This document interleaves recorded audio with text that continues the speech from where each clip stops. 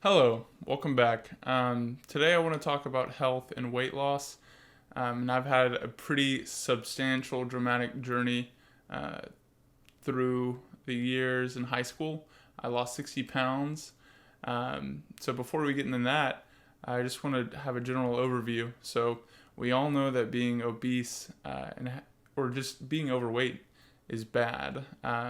But data from the CDC shows that almost 42% of all US adults are obese. Not overweight, obese. Granted, that is BMI, which is not, it's just height and weight. So it doesn't account for muscle mass or bone density or any of that. But still, it's a pretty quick and dirty marker to show that as adults, we're doing a pretty bad job of taking care of ourselves.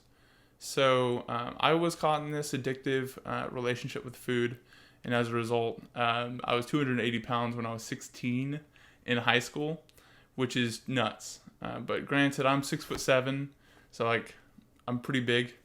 But even still, 280 for a 16-year-old is huge. So it was mostly fat. I did play football. I was a lineman, and I don't have many pictures from that time because I was very self-conscious and shameful of how I looked and my appearance to people. So if you would like to see the transformation pictures, they're over at my website, cartergansky.com, and that'll be in the description. But I want to help y'all understand how I made that transformation. So here are 3 ways to improve your health and lose weight. So the first for me was to remove any sugars or processed foods. And before I lost 60 pounds, I didn't put much thought into what I ate. I saw meals as convenient. I chose meals based on convenience, taste, and price, essentially. Not really nutritional value or seeing it as fuel for my body. So like a typical meal would be like McDonald's quarter pounder, fries, soda, and an apple pie. And if it was a home cooked meal, I would always have like 1 or 2 like bowls of this native Texan ice cream, or maybe other places have it, but Bluebell, mint chocolate chip was my favorite. I had 2-3 bowls of ice cream, just because of, I guess, comfort, and I was missing and lacking dopamine from other areas of my life, so I had made up for that lack of dopamine with this like instant gratification mouth pleasure, which looking back, it was no surprise that I was overweight and getting close to obese.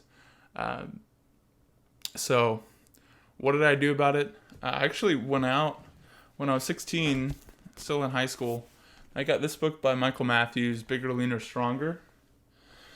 And I did eventually go to college for kinesiology and health science, but before that, that was a great starting point to understand the kinematics, not kinematics, but nutrition and how calories look different in different ways.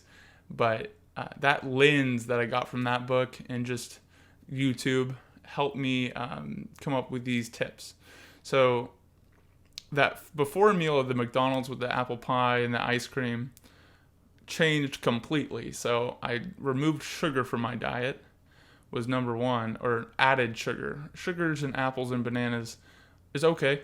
Not demonizing sugar, demonizing added sugar. So Oreos, cookies, just even packaged foods with hidden sugars, like some like cold brew coffees with 10 grams of sugar. It adds up over time. So once I made the change to stop eating processed foods, some of the meals I would get are like ground turkey, rice, jasmine rice, broccoli, Brussels sprouts. So for dinner, I might have salmon, jasmine rice, and asparagus. And for lunch, I might have ground turkey or just rice and Brussels sprouts. And then, like, I'm a dessert guy, so what I discovered were frozen grapes, which I would truly recommend to anybody because it's basically just like ice cream. It's not the real deal, but even these days, there's for ice cream, there's really great options for high protein, low calorie. I think Halo Top, we won't get into that. But it definitely took some experimentation to actually enjoy what I was eating, because my taste buds were so adapted to that high palatable foods, just like very dense sugar tasting foods. It's addictive, to say the very least. So I'm also not telling you to never eat a Snickers bar again. So to help with that, I use the 80-20 rule. So 4 out of every 5 meals should be along the lines of no added sugar and unprocessed. So if you can do that, 80% of the time is going to get you a lot of the benefit of, one, your health is going to increase because you're providing the natural micronutrients and the macronutrients, which we'll get into later. Your body needs that stuff. So I'm not saying you can't go out with your friends and have a beer and a pizza, and you should do that, and you should enjoy it too. You shouldn't feel guilty about enjoying your life. But this is about health, and this is about having a healthy lifespan. So tip number 1, cut out sugar, cut out processed foods. So the American Journal of Clinical Nutrition actually confirmed this fact, that protein helps with weight loss, and part of that is because it can help you burn more calories while you actually digest the food, in addition to being more satiating. And I'll link that journal in the description. And so I personally eat about 1 gram of protein per pound of body weight. So for me, I'm 230, so that's 230 grams of protein, which sounds like a lot, but what helps me lose weight is I will decrease the proportion of fat grams and carbohydrate grams and increase the proportion of protein grams, because it's, one, more satiating. Your muscles need protein to subsist, and your cells, for that matter, need protein for their everyday functioning. So foods that are high in volume, potatoes, salads, bananas, I mean, you could go on and on with that list. They help inflate your stomach and physically feel full, which I love, because no one likes to feel hungry, but nobody likes to be overweight. So you have to meet yourself in the middle, and find what foods work for you. So, and I've struggled with this fear of hunger. So, I mean, I can binge eat frozen grapes, or I can binge eat popcorn, and I'll get that same satiation without the same overeating of nutrients like calories. So tip number 3 is to actually find out what you need to consume. Tailor this program to your own life. And this is a journey, guys. Like, nutrition is difficult, and you can learn something every day. So you need to tailor this stuff to yourself, because what works for me as a 230 pound, bodybuilder athlete, like we'll get into that later, but I eat a lot, and I eat what's good for me. Like, not everyone likes frozen grapes, chicken breast, steak. Find out what you need. And part of that is using one of these online calculators to find out what your estimated caloric expenditure is based on your activity, height, and weight.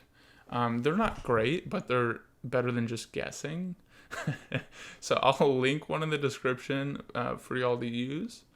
But essentially, that calculator, that number that you calculate, you'll start there. And for me, that's about 3,200 calories.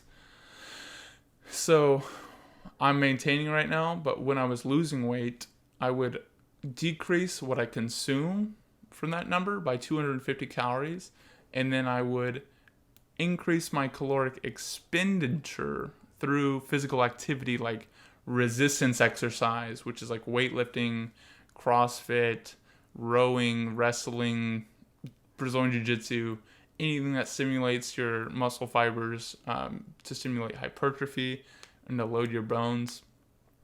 and cardiovascular exercise. So I recently started training for a half marathon. So I'll be doing, easy runs, long runs. I cycle to cross train. I'm on the rower to cross train. So these kind of things help you get to that 500 calorie a day sweet spot, which I think is the best for most people. Because when you extrapolate 500 calories 7 days a week, that's 3,500 calories.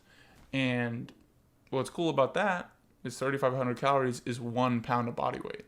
So I think for most people, 1 pound a week is that sweet spot, because if you lose weight too fast, your body's going to be like, hey man, we're survival here. We need to keep our tissues. We can't be losing this much weight.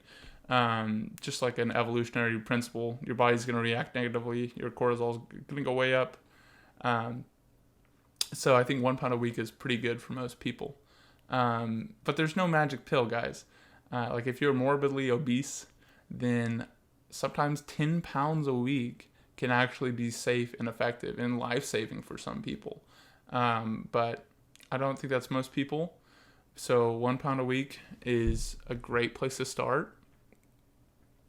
And using an app tracker, I think for 60 days to get your nutrition. So just so you can see your trend over time, if you're meeting your goals for 60 days.